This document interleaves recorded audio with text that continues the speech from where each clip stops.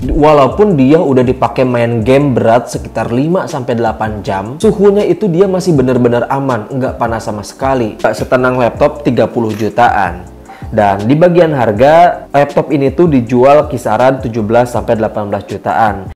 Gua tahu banget, nyari laptop gaming tuh sekarang udah nggak gampang. Entah itu pilihannya banyak, speknya itu beda-beda, apalagi yang paling nyebelin tuh performa sama harga kadang beda jauh gitu loh. Nah, maka dari itu di video kali ini gua bakalan ngasih tahu kalian semua mengenai 3 laptop gaming yang udah gua pilihin, yang udah gua sortir, tentunya yang terbaik di tahun 2025 ini.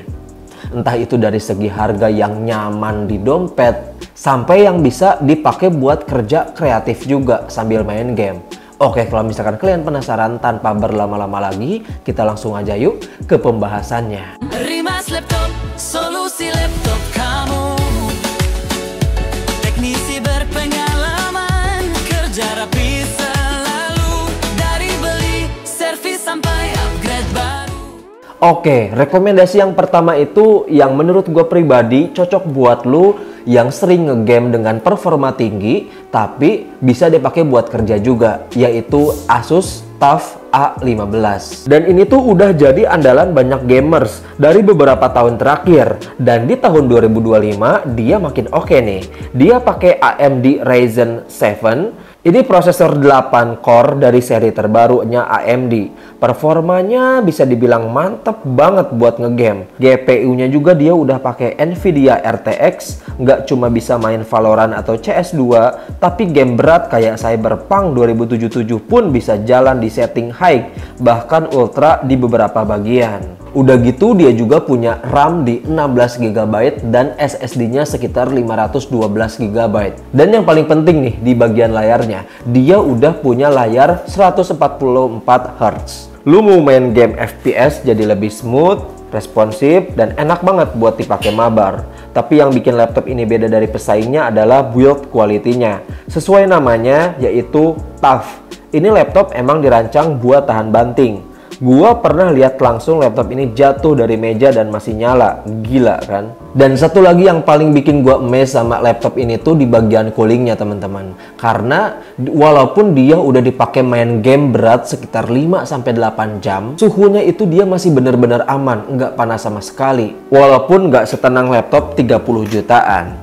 Dan di bagian harga, laptop ini tuh dijual kisaran 17-18 jutaan. Dan itu udah all around banget. Kalau lu mahasiswa, gamer casual, atau streamer pemula, ini udah cukup banget buat temenin lu 3 tahun atau 4 tahun ke depan.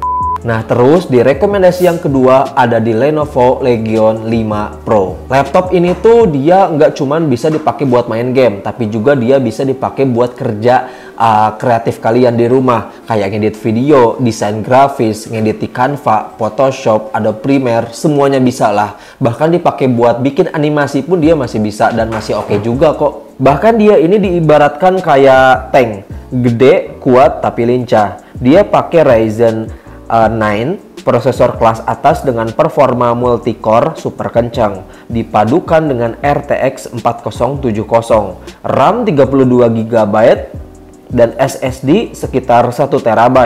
Multitasking nggak masalah, main game berat sambil recording nggak masalah juga. Render video 4K buat YouTube santai banget. Dan yang paling gue suka dari laptop ini tuh dia di bagian layarnya teman-teman, karena dia udah pakai layar QHD 16 inci. Artinya apa? Ya setiap kalian main game, entah itu dari visualnya, entah itu dari tone warnanya, pasti kelihatan tajam dan oke banget.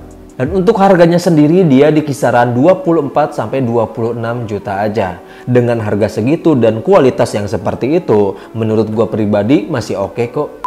Dan rekomendasi yang terakhir ada di ROG Zephyrus G16. Nah, laptop yang terakhir ini tuh dikhususkan buat kalian yang udah nyiapin budget lebih tinggi dibanding dua laptop sebelumnya. Karena dia ini bukan cuma laptop buat gaming, tapi juga dia punya performa atau body yang kuat. Meskipun dia bodinya kuat, tapi dia ringan, stylish, dan masa depan banget. Laptop ini tuh menurut gue pribadi gila sih, udah pakai Intel Core Ultra 9 generasi terbaru, lengkap sama chip AI buat bantu efisiensi dan performa multitasking kalian.